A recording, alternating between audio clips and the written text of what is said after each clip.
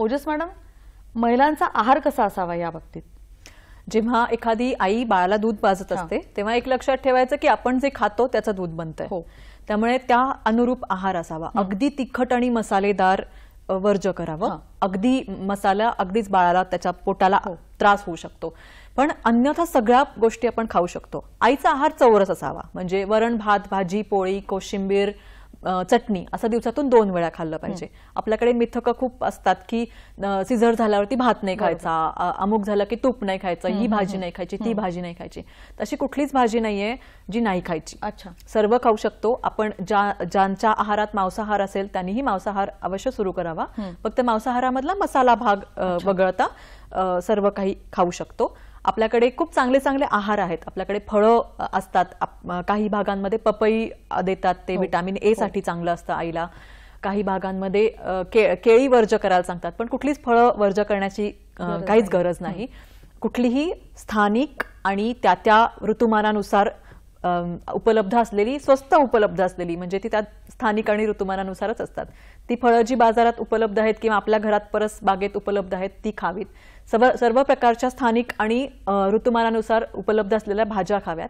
आपल्याकडे खूप छान खिरी आणि लाडू हे त्याच्या रेसिपीज आपल्याकडे आजींना माहिती असतात.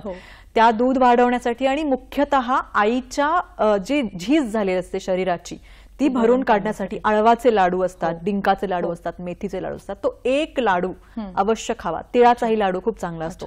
दिवसभरातून एक लाडू. आवडत असेल तर दूध जरूर प्यावं आणि शक्यतो चहा कॉफी टाळावी. मद्यपान, धूम्रपान अर्थातच टाळावं.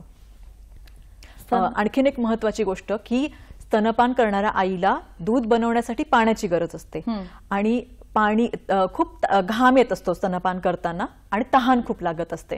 तर त्या आईने तहाने पुरतं पाणी अवश्य प्यावं.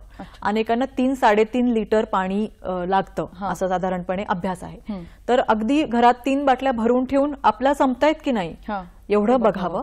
साध्या टेम्परेचरचं पाणी, अगदी गरम उकळून पाणी द्यायची गरज नाही. उकळून थंड केलेलं आईला ज्या टेम्परेचरचं आवडेल त्या टेम्परेचरचं पाणी अवश्य प्यावं. स्तनपान करणाऱ्या आईनी पाणी कमी प्यावं असं पण एक मिथक आहे आपल्याकडे. सो तसं अजिबात करू नये. पाणी व्यवस्थित प्यावं, पुरेसं प्यावं. आहाराविषयी आणखीन एक अगदी जरूर सांगावं असं वाटतं की प्रेग्नंट किंवा स्तनदा माता ज्या असतात त्यांना खूप भरभरून खाऊ घालतात. एवढं अति खाऊ घालायची पण गरज नसते. पुरेसं आहार, भुकेला खावं आणि तहानेला प्यावं, एवढं सूत्र नक्की लक्षात ठेवावं. नाहीतर आपलं वजन पुन्हा वाढायला सुरुवात होते, ज्याची काहीच गरज नसते. तर पुरेसा आहार कमी पण नाही देऊ आणि जास्त पण नाही देऊ आणि चौरस आहार ज्या फितीत सांगितल्या त्यानुसार जरूर सगळ्यांनी पाळावा.